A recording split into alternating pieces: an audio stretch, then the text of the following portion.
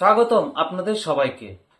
আজকের মূল বিষয় হলো প্রধানমন্ত্রী নরেন্দ্র মোদীর কূটনৈতিক সফর ও ভারতের অর্থনৈতিক শক্তি কিভাবে মুসলিম দেশগুলোর সঙ্গে সম্পর্ককে আরো দৃঢ় করছে। আসুন বিস্তারিত জানি। পাকিস্তানি বংশোদ্ভূত রাজনৈতিক বিশেষজ্ঞ ও ব্যবসায়ী সাজিদ তারার মন্তব্য করেছেন যে ভারত সম্প্রতি দুই মুসলিম দেশের সঙ্গে কূটনৈতিক সম্পর্ক আরো মজবুত করেছে। তারার বলেছেন, ভারতের সবচেয়ে বড় শক্তি হল প্রযুক্তিগত দক্ষতা।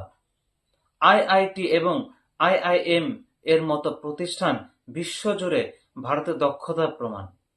তিনি আরো বলেন, প্রধানমন্ত্রী নরেন্দ্র মোদীর সাম্প্রতিক কাতার ও ইউএই সফর কূটনৈতিকভাবে অত্যন্ত গুরুত্বপূর্ণ। কাতারে ৮ প্রাক্তন ভারতীয় নৌবাহিনীর সদস্যদের মুক্তি এবং ইউএইতে একটি মন্দিরের উদ্বোধন উভয় ঘটনাই ভারতের জন্য বড় জয়। তারার মতে, কাতার ও ভারতের বাণিজ্য সম্পর্ক, বিশেষ করে তেলের আমদানির মতো গুরুত্বপূর্ণ চুক্তি, এই কূটনৈতিক সাফল্যের একটি বড় কারণ।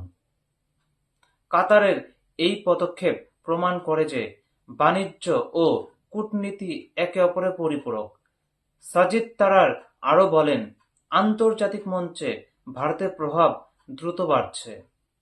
ওয়াশিংটনে ভারতীয় লবির শক্তি আজ ইহুদি লবির পর দ্বিতীয় স্থানে।